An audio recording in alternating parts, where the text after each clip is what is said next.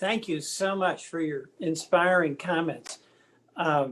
It's been 14 years. It's been a while, and God, a lot has happened. I mean, we look back and we think about the 8 Obama years, and then, of course, who would have ever believed that we'd have this President Trump?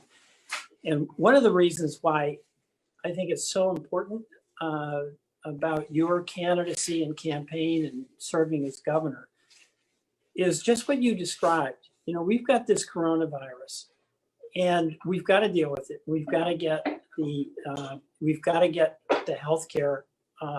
We've got to protect the health of all our citizens. But what I'm seeing is two things. Number one, we're having this fight about continuing aid in Washington, and Trump is against it.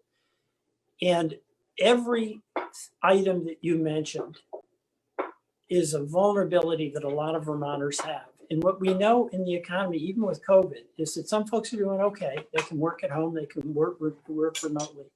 But the challenge is that everyday Vermonters are experiencing where they are worried about the meals, where they're worried about their kids, where if they have to make a choice whether they go to a job on a frontline job, but they have their kids at home, or they have to be home in order to help school them. And there's what I keep worrying about is that becomes invisible at a certain point. And that's essentially what Trump is doing in Washington. And what you're doing in your campaign is you're making them visible. They are Vermonters. They have an opportunity, given given the wherewithal, to be fully participating citizens in this growing this economy, creating the bonds of community in the state that has always been a major part of your approach, not just to politics, but to your work as a farmer. And you know, we as much as this virus is preoccupying us now, and it, you know, we're all trying to figure out how to keep ourselves healthy, how to behave in a way that allows us to help others be healthy. There is a future out there where we have got to reverse this dynamic in the economy, where everything is an accelerator of wealth transfer from middle and low income folks to very, very wealthy. We've got to have policies where our small businesses are given a real shot at being successful. So every single thing that you're talking about in your candidacy is really urgent, and it's about the future. And what we have to remember and encourage others to remember is that, yes, let's do everything we can to be safe. We've got to do that. But let's not forget about the political future that is theirs, that we can lead in with your aggressive leadership. And you know, I just want to tell folks who are listening, one of the things I'm amazed about you, David, is how you really, it's true. I would buy stuff from you at the farmer's market, and how you keep so many things in the air at once, with people asking you about, you know, how old's that lettuce, and what's the best, you know, what do you recommend for the vegetable? And you're giving me the correct change, and you're talking to politics, because people, when they're there, they're talking to you about politics. They're talking about your daycare policy. They're talking to you about climate change. They're talking to you about vegetables.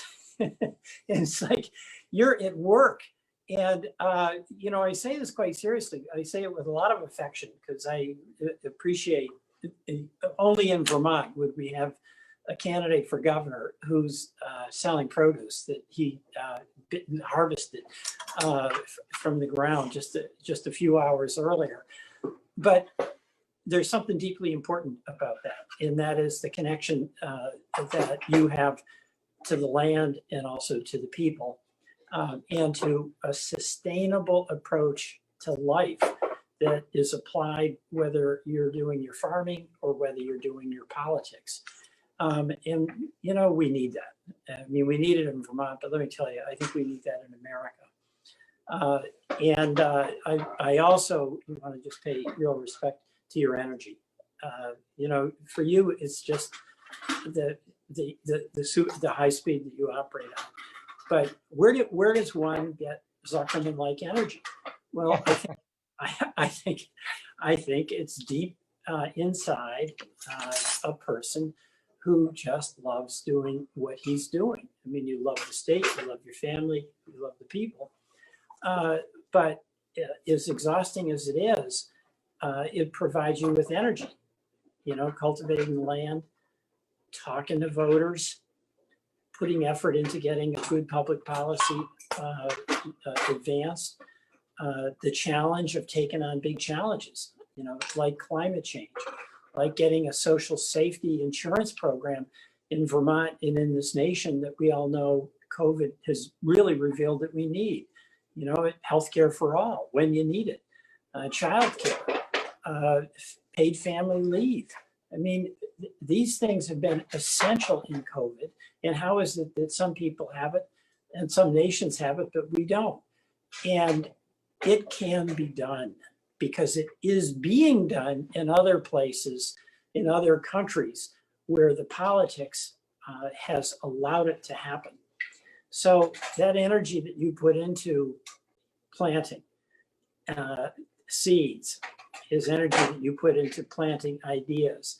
It's that energy that you put into creating a sense of possibility that we as a state can be and continue to be very special. So this is a critical election. I salute you on your candidacy and your campaign. And everyone who's listening, let's do every single thing we can to get folks out to vote for David Zuckerman, our next governor of the state of Vermont. And thank you, David, for all that you do and for letting me be part of this Get Out the Vote rally.